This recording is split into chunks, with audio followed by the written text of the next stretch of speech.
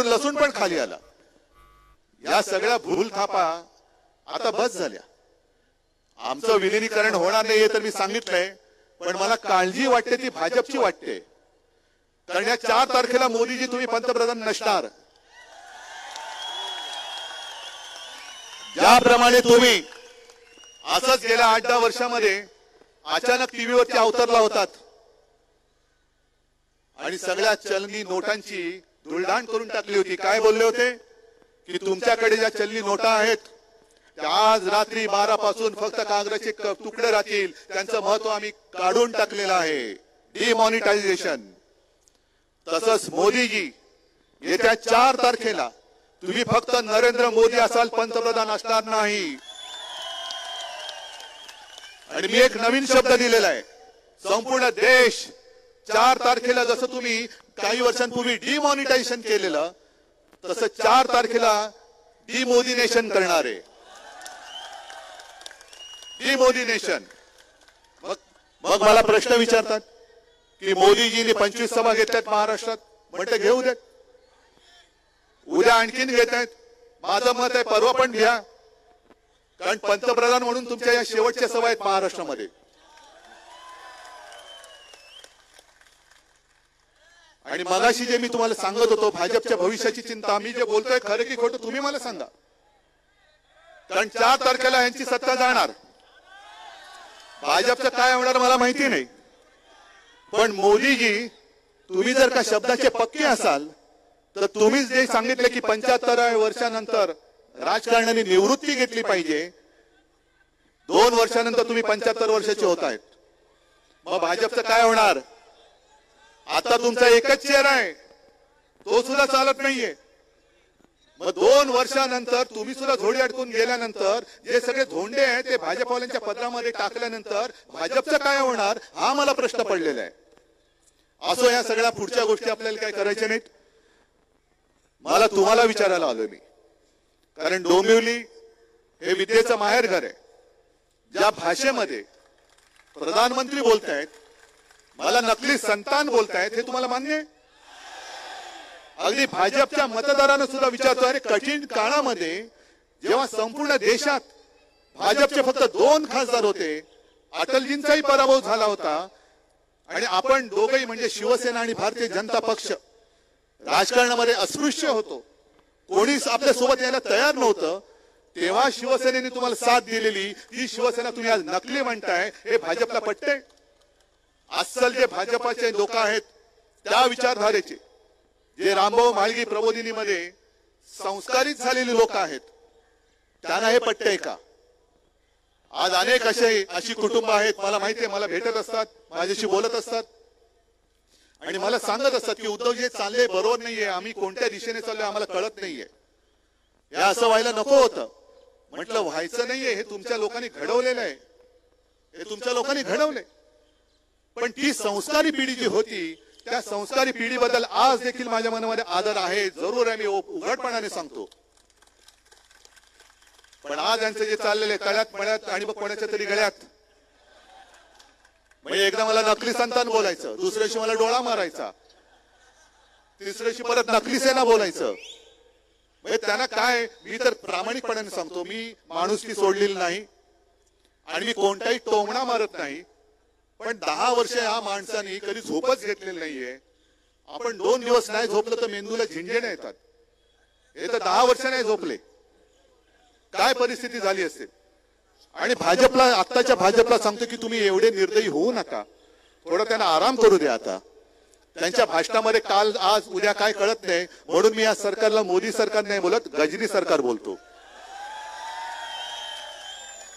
या गजनी सरकारच्या हातात उद्या तुम्ही देश देणार आहात, कारण उद्या कदाचित विसरून जातील, अरे तुम्ही मतदार देशाचे आहात, मला वाटलं पाकिस्तानचे आहात। म्हणजे देवेंद्र फडणवीस त्यांना आम्ही जे काय आता बोलतोय,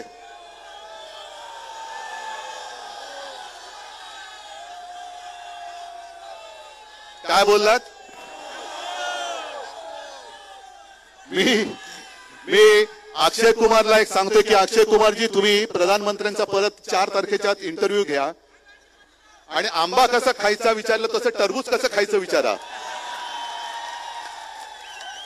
पण 4 तारखेच्या आत घ्या, कारण टरबूजचा भाव जो आहे तो त्याच्यानंतर उतरणार आहे. आता तर नाहीच आहे. त्यांचं कसं चाललंय की मी चपराशी झालो तरी चालेल, पण मी पुन्हा येईन. आणि आपले मेंदे नुसती दाढी खाजवत पाठी पाठी पाठी चाललेत. हे म्हणे बाळासाहेबांचे विचार पुढे नेणार. महाराष्ट्र तुमच्या डोळ्यात एकच लुटला जातोय, तरी मिंदे तुम्ही दिल्लीश्वराची चाकरी करताय. हे बाळासाहेबांचे विचार आहेत.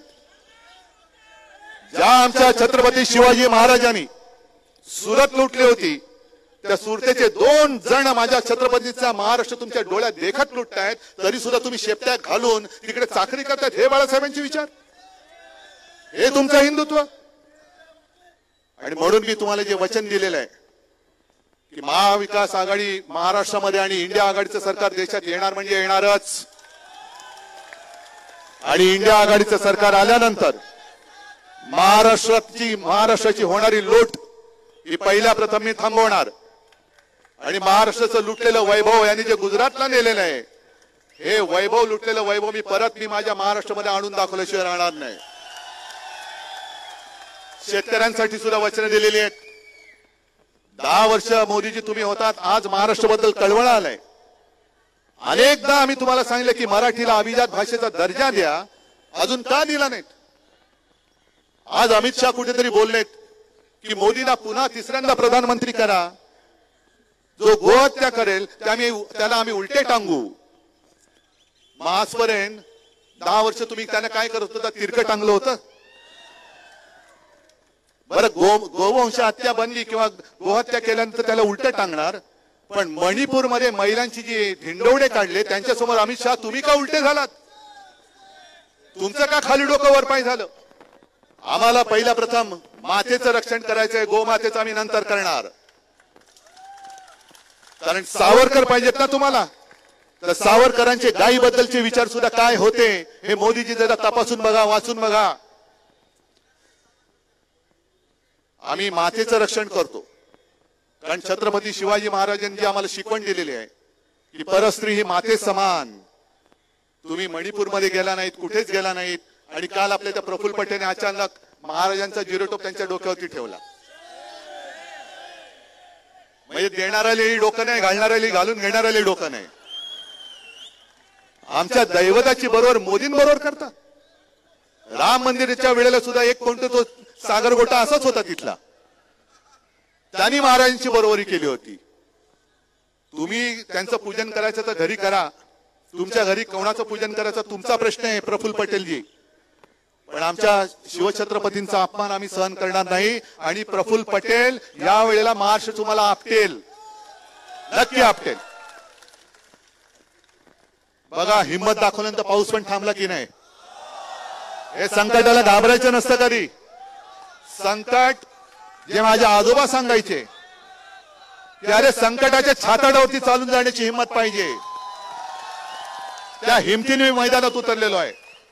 आणि एक तुमच्या हक्काची आपली बहीण वैशालीताई ही तुम्हाला मी उमेदवार म्हणून दिलेली आहे. खासदार करण्याची जबाबदारी तुमची आहे. आपण ज्यांना मोठं केले ते गद्दार झाले, पण कल्याण डोंबिवलीची ओळख गद्दार म्हणून होऊ देणार नाही, होऊ शकत नाही. गद्दाराला गाडणारी पाहिजे. आणि म्हणूनच 20 तारखेला आपली निशाणी काय?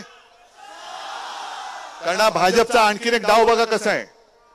यांच्याकडे कोणी उमेदवार नाहीत. आता मी अनेकदा बोललोय की भाजपला राजकारणात पोर होत नाही तर माझा काय दोष आहे?